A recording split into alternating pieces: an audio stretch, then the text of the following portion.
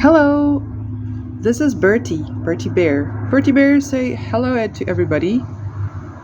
Oh, Bertie Bear is a bit shy, but Bertie Bear is going to help us to demonstrate the correct setup for your still life. So we're going to recap what we looked at before.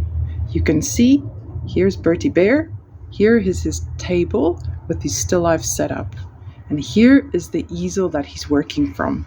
So let us move around in this direction. You can see Bertie Bear, he's got a straight line of sight on his canvas, on his easel. So here's the paper that he's going to draw.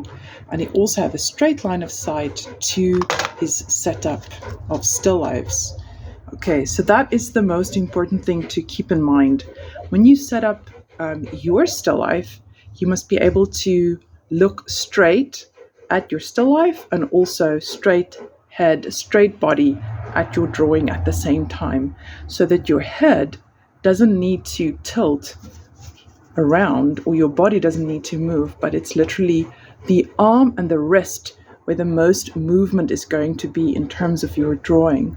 And you can see Bertie Bear, he has a straight arm that he uses for his sighting technique to determine the relative size and proportions of the objects that he is drawing. And then the other thing that we said in terms of a still life is we said your still life can be very simple or it can be complex. So the choice of items for your still life is going to determine how complex or simple that still life is going to be. You can see in this still life we have a cylinder. We can take another bottle. Let's see what else we've got here. And say we have a third one. Okay, so let's look around. Let's see what Bertie can see. All right, now we've moved around so that we are behind. Here is Bertie. And here is his canvas. You can see his arm is very nicely close to his canvas. And then he just peeks over, straight line of sight, and there is his still life setup.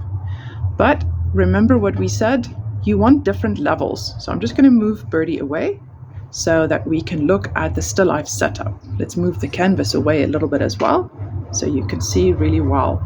Now I have 3 bottles. They're roughly similar in shape. They're all cylinder-like and they're the same height. So it's kind of okay to draw because the fact that they're 3 makes them interesting. But the moment we alter that level, there we lose one bottle. Let's get the other one. But the moment we start to just change the level up of the third one, we start to see something more interesting happening. And then if we start to change their alternate shapes, there we go. We've already got a more interesting still life setup. Then also the way that you look and place objects are important. So you can put your object straight up if you wanted to. And it's what it is. But if you place it at a slight diagonal, now my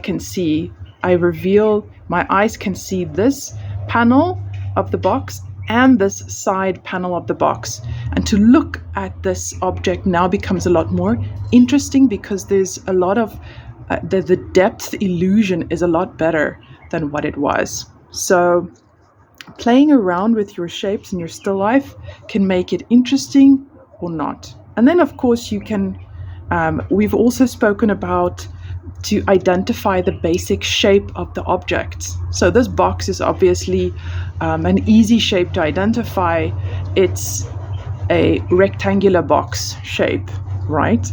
And this bottle is close to, its overall impression is a cylinder.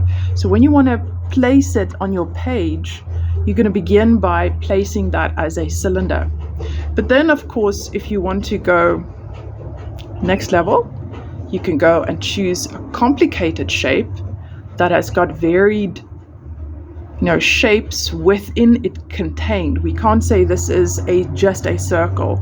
We would say that there's about like a sphere. The body can form an oblong sphere, and the tail becomes a tapered sphere, or a cone is probably the better word for it.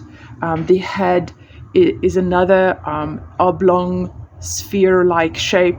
And then you've got sort of the legs and the paws in the front that also have added shapes, and the twists of the legs are going to make it interesting. So your still life setup can be very easy, but also very complex.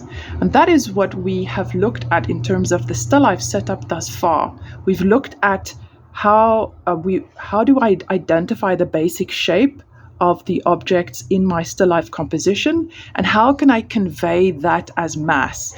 And the moment you start to place it at a diagonal, that sense of mass is going to be easier to capture on your drawing than if you just showed it full frontal, that box, like so. It's a lot more difficult to now provide that illusion of depth, and this follows through for all the objects that you use. Now we're in week 2, and we're also going to begin with still life set up in the same medium. We're working in graphite, in charcoal, and in fine liner. But this time, we don't just want to capture the mass or the volume of the shapes. We don't just want to capture that illusion of it as an object and not just a shape, or we want it to look like something that has form, that has mass and volume. We now, in this week, introduce light. So let's see how this still life transforms when we start to add light to it. So this week we introduce light, and the antithesis of light is, of course, darkness or shadow. So look how interesting this composition has become with the introduction of shadow. And the objects, the closer they are to one another, look at that box there behind, you start to see the shadow that's cast by this dinosaur in the front on the box. And that in itself becomes a new shape, a new dimension in the drawing itself. Shadows are fascinating to work with. And then you can start to play around with negative spaces of things like, look at this bottle. It's got negative space in the handle, and there's a cast shadow on it. And then, of course, the light that gives it that contrast that you wouldn't normally have. So here,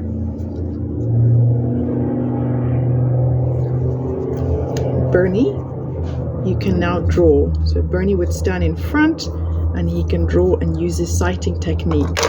There it goes. Okay, so I just wanted to show you another way to create a still life and how you can use shape, the shape of the shadows, to add visual interest to your work. Bernie also says, bye-bye, happy drawing.